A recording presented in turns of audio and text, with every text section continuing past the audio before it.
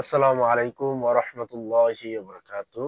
সম্মানিত আমার দেশ এবং প্রবাসী ভাই ও বোনেরা, আলহামদুলিল্লাহ আলহামদুলিল্লাহ রাব্বুল আলামিন আরশের মালিক আমাকে এবং আপনাদেরকে আল্লাহ পাক ভালো রাখছেন, সুখে রাখছেন, আলহামদুলিল্লাহ।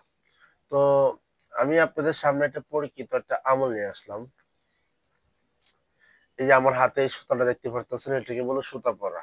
এটাকে বলে তাগি বলেন, যেটা বলে ওটা তাগি। তাগি পরা, এই তাগি পরা দিয়ে আপনি রোগ নির্ণয় করতে পারবেন। একটা রুগী আপনার সামনে আসলো, ওই রুগীটা আর কি জিনের সমস্যা নাকি জাদুর সমস্যা নাকি ডাক্তারি সমস্যা, না কোনো সমস্যা নেই।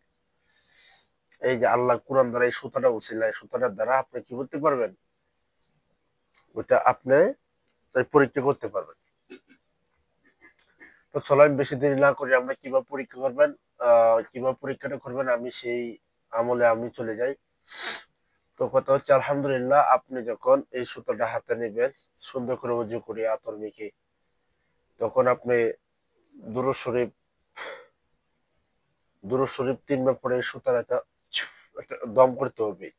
সূরা ফাতিহা ৩ বার পরে একটা দম, আয়াতুল কুরসি ৩ বার পরে একটা দম, সূরা ইখলাস ৩ বার পরে একটা দম, সূরা ফালাক ৩ বার পরে একটা দম, সূরা নাস ৩ বার পরে একটা দম, আবার শেষে দুরূদ শরীফ ৩ বার পরে একটা দম। আপনার সুতা পরা হয়ে গেল।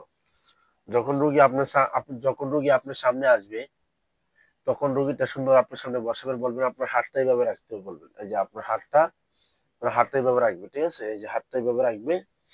তখন আপনি কি করবেন, এই সুতাটা এই সুতাটা সুন্দর করে এই হাতে রাখবেন, এভাবে এভাবে এই সুতাটা দিয়ে এভাবে মাপ দিবেন। এখান থেকে মাপ দিবেন, তখন এভাবে এইটা যন্ত্র মাপ হয়েছে, এই সুতাটা আবার ধরবেন, ধরার পরে আবার হাতে মাপ দিবেন। মাপ দেওয়ার পরে যদি সুতাটা যদি এই হাত থেকে এই হাতে যদি বেড়ে যায় অথবা কাটো হয়ে যায় সুতাটা, তাহলে আপনারা মনে করবেন এই রোগীটার শরীরে জাদুর সমস্যা, জিনের সমস্যা আছে।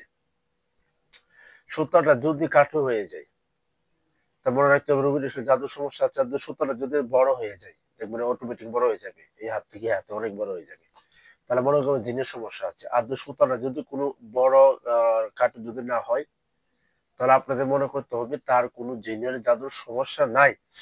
যেটা আছে এটা ডাক্তারি সমস্যা, তাকে বলবেন আপনি ডাক্তারি চিকিৎসা করেন। আপনি ডাক্তারি চিকিৎসা করেন, আলহামদুলিল্লাহ, এটা পরীক্ষিত, আলহামদুলিল্লাহ। আপনারা